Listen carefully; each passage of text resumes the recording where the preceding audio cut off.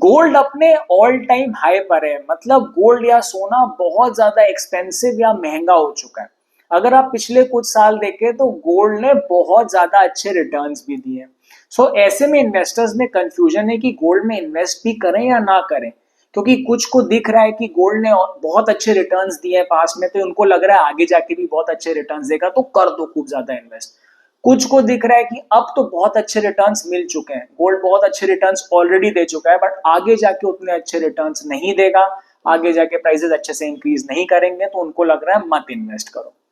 तो इसका आंसर क्या है कि हमें इन्वेस्ट करना चाहिए गोल्ड में कि नहीं करना चाहिए? देखिए, मेरा ये मानना है कि हमें गोल्ड में इन्वेस्ट करना चाहिए। उसका रीजन ये है कि गोल्ड एक ऐसी एसेट क्लास है जो तब आपको रिटर्न्स देती है या आपकी वेल्थ को तब प्रोटेक्ट करती है जब बाकी एसेट क्लासेस जैसे इक्विटी वो काम नहीं करते या जब वो अच्छे रिटर्न्स नहीं देते। ग्लोबल अनसर्टेनिटी हो गई, वॉर की सिचुएशन हो गई, टैरिफ हो गया, अनएम्प्लॉयमेंट है, इन्फ्लेशन है, करेंसी आपकी डिवैल्यू हो गई, इस टाइप की सिचुएशंस जो आ सकती हैं, उस टाइप की सिचुएशंस में जब बाकी कुछ वर्क नहीं करता तब आपकी वेल्थ प्रोटेक्ट करता है गोल्ड। तो मेरा मानना है गोल्ड में इन्वेस्ट तो करना चाहिए। अगला सबसे इंपॉर्टेंट क्वेश्चन ये है कि इन्वेस्ट कितना करना चाहिए।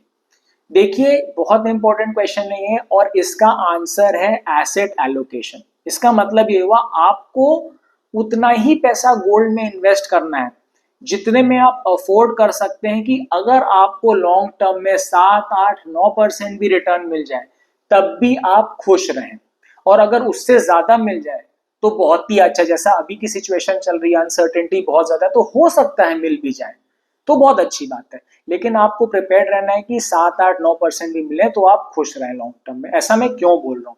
देखिए, जैसा अभी सिचुएशन है वैसा ही पास्ट में भी हो चुका है।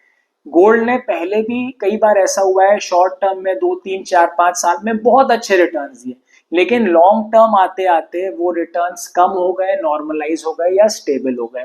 इसलिए आपको अपने पोर्टफोलियो का उतना ही परसेंट एलोकेट करना है, जैसे मैंने बोला, जितने में आप अफोर्ड कर सकते हैं कि लॉन्ग टर्म में आपको 7 8 9% भी मिल जाए तो आप खुश हैं, और अगर उससे ज्यादा मिल जाए तो बहुत ही बढ़िया है।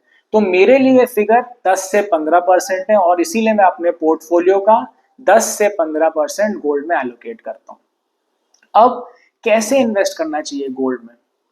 तो देखिए, इसका आंसर मेरे पॉइंट ऑफ व्यू में है फिजिकल गोल्ड या ज्वेलरी के थ्रू इन्वेस्ट करना चाहिए।